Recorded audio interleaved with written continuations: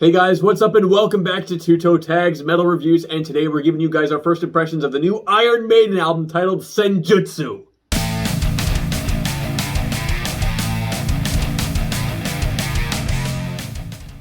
So, this is the first time we've covered an Iron Maiden album on this channel, and it's been a long time coming. Yep. We did check out the writing on the wall on the channel with the video that they released, which was an awesome video. Unfortunately, it got blocked, so you guys couldn't see us watching it. Yeah. But it was a sick video, so check out the video if you haven't. Yeah.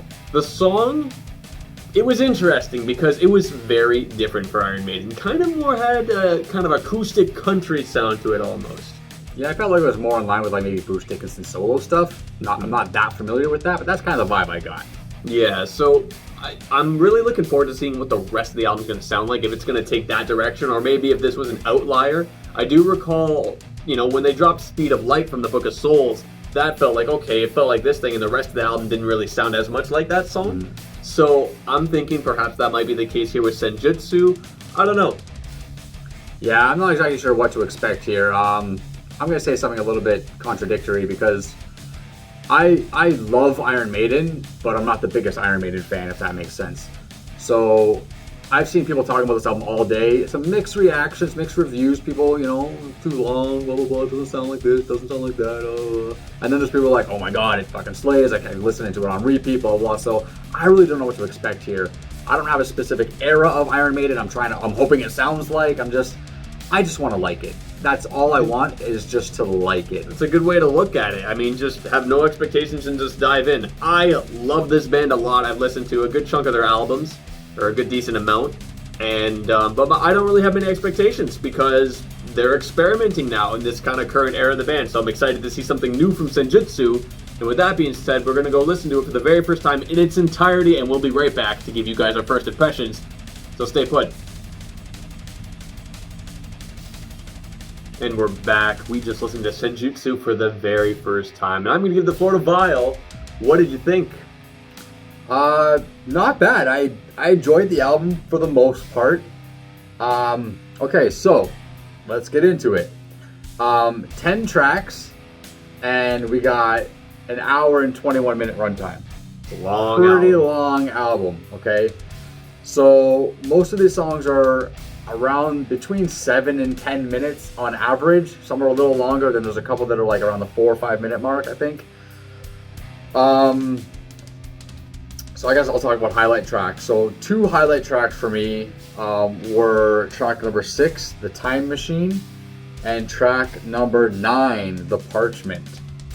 So got a bunch of notes for each song. Let's talk about The Time Machine. So The Time Machine starts off, it's got this slow, brooding type of intro, and then around a minute in, it kicks in, which is something that was kind of like a little bit of a common theme on this album. It kind of starts off really slow, then all of a sudden, boom, this abrupt, kick into the action. So it's okay. I didn't like that they did it a lot, but in this song, it was not bad. At about the 3 minute and 10 second mark, I wrote down a little timestamp here. We got notes, right? About 3 minutes and 10 seconds, they started this groove. Really loved it. Awesome groove. The riff was awesome. It hooked me in. And then they do this groove for, I don't know how long, a couple bars maybe. And then the vocals kick in and it starts another verse. But the riff that they started for that groove continues on and kind of links these 2 sections together, makes it feel like one big thing. That riff keeps going. Then there's a solo section. A lot of dueling solos and stuff, which is, typical Iron Maiden stuff. They're really cool. They do that section, and then that riff comes back again, tying it all back together again. At the end of the song, sounds like the beginning, so you got that bookend factor that we always like. Just overall, a very interesting song that kind of just grabbed my attention and held it there. The Parchment, track number 9. This one had a very similar start with the slow stuff, then it kicks in. But this time it was like very abrupt. It was very abrupt and a lot sharper. Sharp. Like that one really felt like a punch in the face. It did. And I mean, it's one of my top rated songs, but that alone is a little bit of a sore spot. At least when you hear it the first time, because I liked it. When after you get used to it, it'll be fine. Yeah, it's just a little abrupt. But after that, more cool riffs. I think some of the best riffing on this album. There's a section of the song, I didn't time it, but it felt like it was probably about 3 minutes. Keep in mind, this song is, how long was this song again? Yeah, I think it was about 11 minutes or so. No, it was 12:30 something. 12:39, I think. So there was like a 3-ish minute section where they just rock out. And I was just digging that. Like, just going for it, just going ham, rocking out. And when the vocals come back in, some of the best riffs and some of the best vocals on this album are on this song, in my opinion. One of the cooler things about this song, though, is it rocks out. It's got a pretty good tempo throughout, pretty heavy. And then the last 2 minutes, it picks up even more, and it gets even heavier. And they up the tempo a bit, just kind of go a little bit gung-ho. And then, the last, little bit, the last minute or so is like very calm and cool. This song, in my opinion, should have been the outro. Would have been a perfect outro song. It would. Hell on Earth, the last song, is one of my lowest rated songs. It did not sit well with me. But yeah, I don't know. The rest of the album was pretty good. The Writing on the Wall, the first single they released, that was a lot better than I remembered it, to be honest. When we first did our reaction, I was like, yeah, I like it, but it's not great. Want to listen to it here?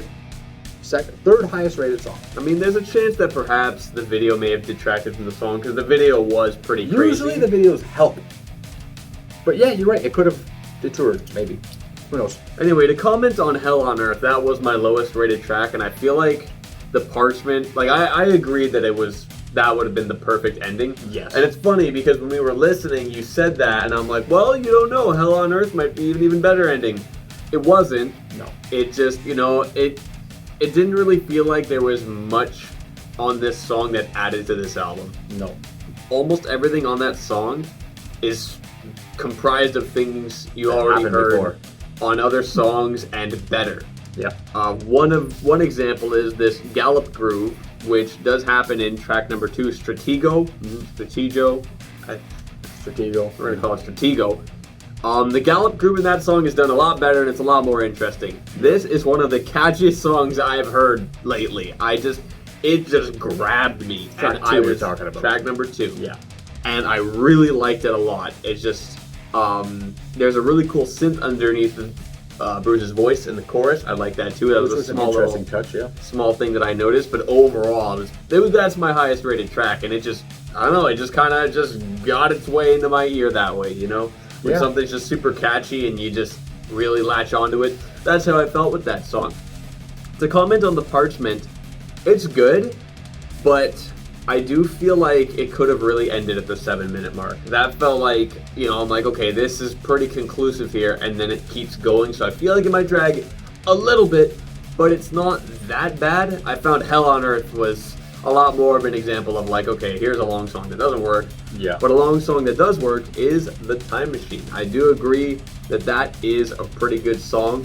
The groove that they switched to at the 3-minute mark reminded me of If Eternity Should Fail from the Book of Souls. And I like that song a lot, so I like that it reminded me of something that I liked. But it was cool they changed to another section and then came back for a solo, so they kind of tricked you, made you think, okay, we're going to a bridge. No, we're not. We're going back and we're doing a solo on this original groove. And I thought that was really cool and interesting. The Writing on the Wall is a solid song. That's another song that has a groove that kind of grabs you, and I find a lot more power in Bruce's voice. Yes. The first 2 tracks, he kind of lacks the power that he normally has, even at this stage in his career. And the title track, Senjutsu, was a really interesting one because it kind of felt like it was just kind of one thing continuously going on and on. I found this rhythmically, this tom groove was interesting, and it felt like it was building up to something.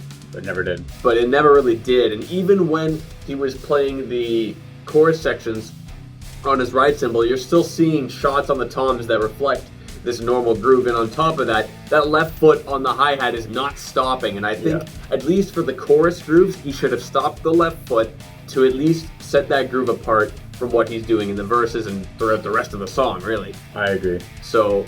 But I mean, I'm interested in how that song is going to work with me through the rest of the week, because I think it could grow, or it could just be a kind of awkward intro track. Because keep in mind, that is the first track, the title track. Yeah, I think that's an odd intro track too, because like you said, Bruce doesn't really sound that enthusiastic on the song. The first 2 tracks, actually, I'm surprised that Stratego was your highest rated track because I felt like the riff did it. The riffs can do it, but I feel like on those first 2 tracks, Bruce sounds really bored, and you can hear the age in his voice. He sounds like an old man.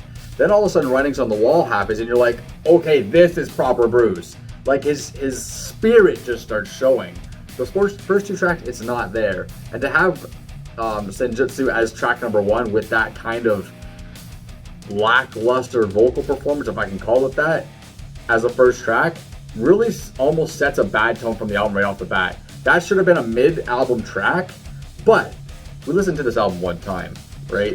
So when it first starts, I was like, Bruce sounds kind of bored. Like, what the heck's going on here? It's got this kind of like, almost like a jogging pace kind of tempo, and the song feels unnecessarily long. Like, it just kind of rubs you wrong right off the bat. Should have been a mid-track album, I think. They should have started with Writing on the Wall. So I remember you told me when you were seeing a lot of people talking about this album that the last 3 tracks were kind of the hardest part for them to listen to. And we've talked about 2 of those last 3, but what did you think of track number 8, Death of the Celts? Death of the Celts has a uniqueness to it because it actually sounds like it's got Celtic music influence in it, which is fitting based on the title and I'm guessing the lyrics. This song has some of the best solo sections on the album, and I'm going by my notes. I don't exactly remember what it was. And I'm also going by my notes here. The second half of the song was way better than the first half. Now, I gave this song a 6, and I'm not exactly sure why, because my notes don't reflect a 6, but that's how I felt, so that's what I gave it. Honestly, the same case for me. I mean, I note, oh yeah, awesome solo before second section. Second section sounds very classic, and I too gave it a 6. Yeah, so I don't know. That's a song I think that once we listen to it again, we might realize, this is actually a banger. Mm-hmm. Or we might realize, the reason why it's kind of meh is because this part holds it back, or that element holds it back. But it can be really hard to really get a full perspective just from a single listen. For sure. Which is why we do what we do, and we're going to keep doing what we do, and we're going to listen to this album non-stop throughout the week, and we'll be back next week to give you guys our final review of Senjutsu. Anyway, guys, that's all we got for you today for this video. Remember to like it if you liked it, subscribe, and tell us in the comments what do you think of this album. It's brand new. I'm TV Fish. I'm Bottle Self. We'll see you guys later.